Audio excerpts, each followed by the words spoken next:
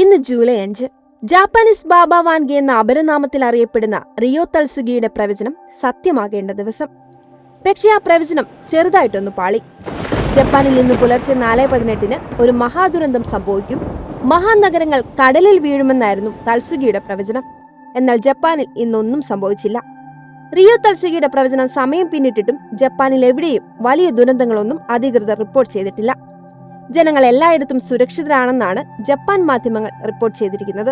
എന്നാൽ ദുരന്തങ്ങളൊന്നും സംഭവിച്ചില്ലെങ്കിലും തൽസുഗിയുടെ പ്രവചനം കൊണ്ട് തകർന്ന തരിപ്പണമായത് ജപ്പാനിലെ ടൂറിസം മേഖലയാണ്. ലക്ഷക്കണക്കിന് വിനോദസഞ്ചാരികളാണ് ജപ്പാനിലേക്കുള്ള വിനോദസഞ്ചാരം റദ്ദാക്കിയത്. കോടികളുടെ നഷ്ടമാണ് ഇതിലൂടെ ജപ്പാൻ ടൂറിസത്തിന് സംഭവിച്ചിരിക്കുന്നത്. ആളുകൾ കൂട്ടത്തോടെ വിമാനയാത്ര ഉപേക്ഷിച്ചതിനെ തുടർന്ന് വിമാന കമ്പനികൾ സർവീസുകൾ നിർത്തിവെച്ചു.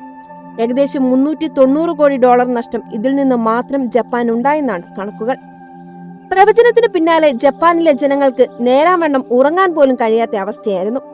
പ്രവചനം സത്യമാകുമോ എന്ന ആശങ്ക ജനങ്ങളിൽ നിറഞ്ഞ സമയത്ത് തന്നെയായിരുന്നു ശക്തമായ ഭൂകമ്പങ്ങൾ ജപ്പാനെ പിടിച്ചുകുലുക്കിയത്. പ്രവചനത്തിന് പിന്നാലെ 500-ലധികം ചെറുചലനങ്ങൾ തെക്കു പടിഞ്ഞാറൻ ടൊക്കാര ദ്വീപിനെ പിടിച്ചുലച്ചത് ജനങ്ങൾക്കിടയിൽ കൂടുതൽ ആശങ്ക പരത്തിയിരുന്നു.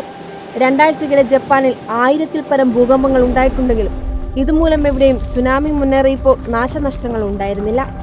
ഏറ്റവും കൂടുതൽ ഭൂചലനങ്ങൾ രേഖപ്പെടുത്തിയത് ജൂൺ 23-നായിരുന്നു. 183 ഭൂചലനങ്ങളാണ് അന്ന് ദ്വീപിൽ രേഖപ്പെടുത്തിയത്. ജൂൺ 26, 27 ദിവസങ്ങളിൽ ഈ ഭൂചലനങ്ങളുടെ എണ്ണം 15 മുതൽ 16 കുറയുകയും ചെയ്തു. പിന്നാലെ ജൂൺ 29-ന് 98 ഭൂചലനങ്ങളും ജൂൺ 30-ന് 62 ഭൂചലനങ്ങളും രേഖപ്പെടുത്തുകയുണ്ടായി. വ്യാഴാഴ്ചയും തെക്കു പടിഞ്ഞാറൻ ജപ്പാനിൽ 5.5 തീവ്രതയുള്ള ഭൂചലനം ഉണ്ടായതായാണ് കണക്ക്. ടോഗര ദ്വീപാണ് പ്രകമ്പനത്തിന്റെ കേന്ദ്രം. ടോക്കിയോയിൽ നിന്ന് ഏകദേശം 1200 കിലോമീറ്റർ അകലെയാണിത്. തോഷിമ ഗ്രാമത്തിൽ 6 തീവ്രതയുള്ള ഒരു ഭൂചലനം രേഖപ്പെടുത്തി. 1919 മുതലുള്ള കണക്ക് പരിശോധിച്ചപ്പോൾ ഇവിടെ ഇത്ര തീവ്രതയുള്ള ഭൂചലനം ആദ്യമാണെന്ന് ജപ്പാൻ കാലാവസ്ഥാ കേന്ദ്രം വ്യക്തമാക്കി.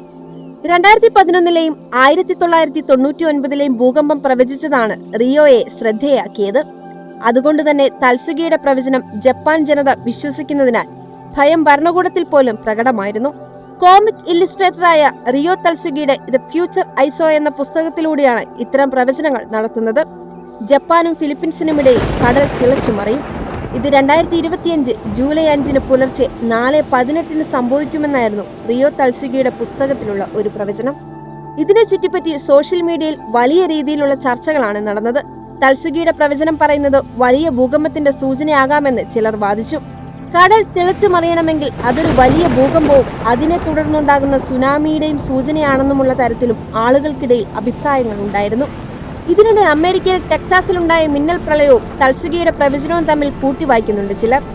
മഹാനഗരങ്ങൾ വെള്ളം കൊണ്ട് മൂടുമെന്നും അവ തകരുമെന്നുമായിരുന്നു പ്രവചനമെന്നും സ്ഥലം മാറിയെങ്കിലും ദുരന്തം സംഭവിച്ചുമെന്നുമാണ് തൽസുഗിയുടെ അനുയായികൾ പറയുന്നത്.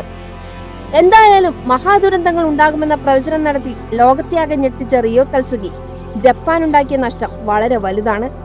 ഇവർക്കെതിരെ ആ രാജ്യത്തെ ഭരണാധികാരികൾ ഇനി എന്ത് നടപടികൾ സ്വീകരിക്കുമെന്നാണ് ലോകം ഉറ്റുനോക്കുന്നത്.